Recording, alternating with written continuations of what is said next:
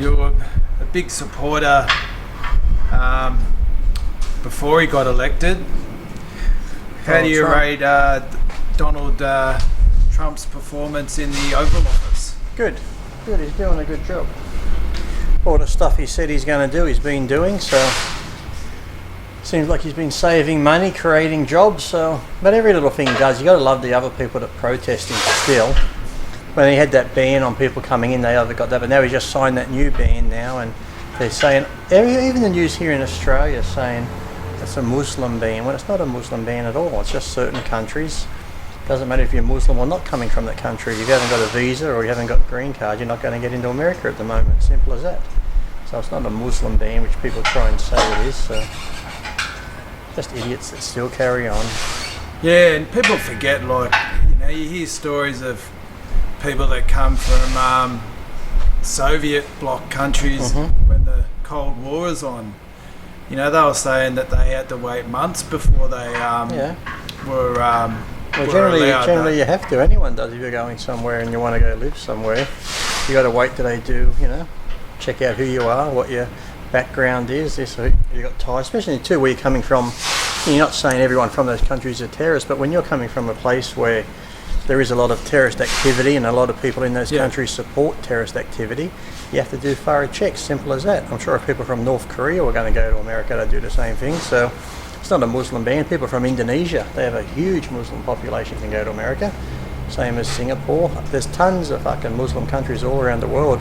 They can still go to America. It's just these ones at the moment can't. Simple as that. Until they do their proper vetting, as they call it, and background checks. So to me, I don't understand it too, because you're doing it for the safety of the country. Once they're found out to be good, they can come in. So how can anyone disagree with that? You just want to let anyone into the country? You don't know what they're going to do or who they are. So these people that complain about it and go on, I just don't understand that. Yeah. That's like you're going to go down to the gang area of New York or gang area of Los Angeles and just invite people off the street into your house to live when you don't know if they're gang members, drug dealers, drug addicts. No, you wouldn't. You'd want to know who they are first before you let them into your house, wouldn't you? So I don't see why they carry on with Trump this, Trump that. It's like, fucking hell. Everything he does, they just want to bitch about it. Oh, and I just think it's a bit unfair that... Anything he says or does, they twist it around though, because it's pretty much not what he says. He didn't say I'm banning all Muslims. They just said that because those countries still have a high Muslim population, but he's not saying I'm doing it because of that. I'm doing it because of the terrorist activity in those countries, and those countries have a lot of organisations that support terrorists, so we just want to check those people thoroughly coming from those countries. So I don't see anything wrong with that. If it's going to make your country safer, how is that a bad thing? And it's the same thing that Obama did when he was in. He did the same thing to those exact same countries, and no one complained about that. So I think even more important than that George Bush invaded Iraq because... the weapons of mass destruction that didn't exist. And Obama and Hillary... and that really helped Iraq, didn't it? Yeah, and Obama and Hillary decided that Gaddafi... I'm going to say Gaddafi. Yeah. Libya's a real good place now, isn't it? It's one of the big terrorist hotspots now at the moment. Okay, Gaddafi might have had his problems and treated people bad, but at least he kept the place under control. Yeah. Same with Saddam. Okay, he had his dictatorship was bad, but yet you knew where everyone stood. But now look at the place over there. You didn't know who's who, what organisations, what. Same with Libya now. It's a fucking big terrorist hotspot since Gaddafi's been gone. So good work, fucking Hillary and Bush and all them. You've done a great job, but it all comes back to money and bullshit and what was going on. But even you look at Saudi Arabia. Look how they treat their people there, women and shit, and the laws they have. But yet the USA doesn't really do nothing about them, do they? They welcome the King of Saudi Arabia and all that, because of all the money and the oil and shit. But yet, anybody else, they go on about fucking North Korea and the way he treats his people. Look at how they treat him in Saudi Arabia. Oh no, but there's nothing really we want in North Korea. We want the oil from Saudi Arabia and all their big business and that. Where did Bin Laden that come from? Oh, Saudi Arabia. A lot of his family's from Saudi Arabia. They got big businesses in America and New York. Okay, so it's all fucking bullshit. And you know what? You can't go and find out what's really going on in Saudi Arabia. You couldn't go in there with a camera crew. Tourists can't go in there, no. Can't go. There's a good documentary on Saudi Arabia on Netflix if you watch it. I forget what it's called, but it's got Saudi Arabia in the title. If you go into the documentary section, these reporters actually do go in there with hidden cameras and shit. Yeah, hidden camera, That shit, you see beheadings, floggings, and all that. And then the one police officer there, the head of the police, he's talking about how the UK trained them, at least 300 or more of them get trained in the UK, and all these secret deals that go on. So, and then there's women's rights that go on about women's rights, and fucking Donald Trump mentioned grabbing on the pussy 10 years ago. No. I don't see them protesting about the way the women are treated in Saudi Arabia. This one woman over there, she's like an activist. She got jailed because she was driving her car and she wanted to prove a point, so they locked her up for a few days for driving a car, and now she's not allowed in Saudi Arabia anymore. And this one reporter started reporting on stuff, and he's been in jail now for a few years. His wife and kids have moved to Canada for asylum, but he's still in jail. He could be in there until 2022, just for reporting on the true things that go on in Saudi Arabia and standing up against the government, because you can't disagree or say anything about the government there. So there's people that go on about free speech in America and shit.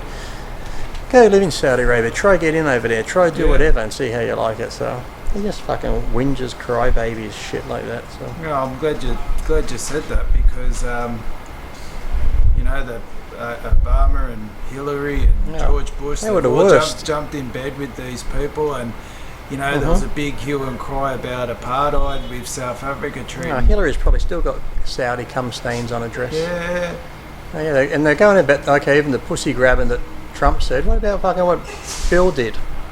Yeah. When he was in office with Monica Lewinsky and God knows who else he had in the Oval Office and shit. It's just like so attack Trump when the fucking other side did twice as bad. But like you said, they won't go against the Saudis because they're worried about the oil and all this other money and shit. So no, it's bad because they say it's like gender apartheid. Like women. What about North Korea testing missiles? They fucking go, oh my god, they're testing missiles. Imagine if Saudi tested missiles, they wouldn't care. They're just fireworks. That's all right. No. Well, America sells billions. Oh, we did, of dollars to the Saudis. Yeah. Well, so did England. England on this documentary, I think it was like $7 billion worth of weapons and arms to the Saudis.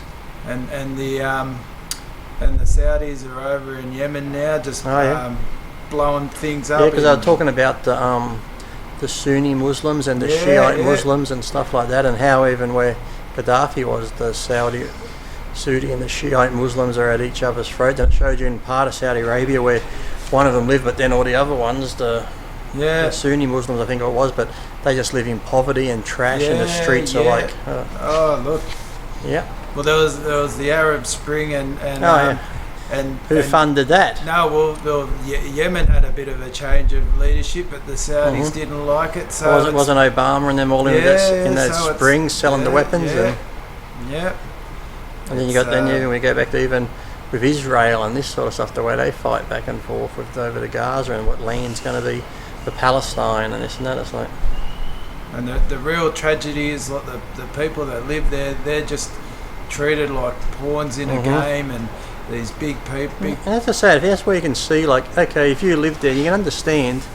I'm not saying terrorism is good, but like I said, if you did live there and you're just a normal person going to work, and then you get someone like Bush comes in and says, okay, we're going to get rid of Saddam, and if you live there, okay, you probably hate Saddam like we hate our government, but yet we're not getting killed like he used to kill people and stuff, but still he kept people in line. But then you get these people that come in like the Americans and just start bombing fucking everything and doing this and doing that and blowing shit up.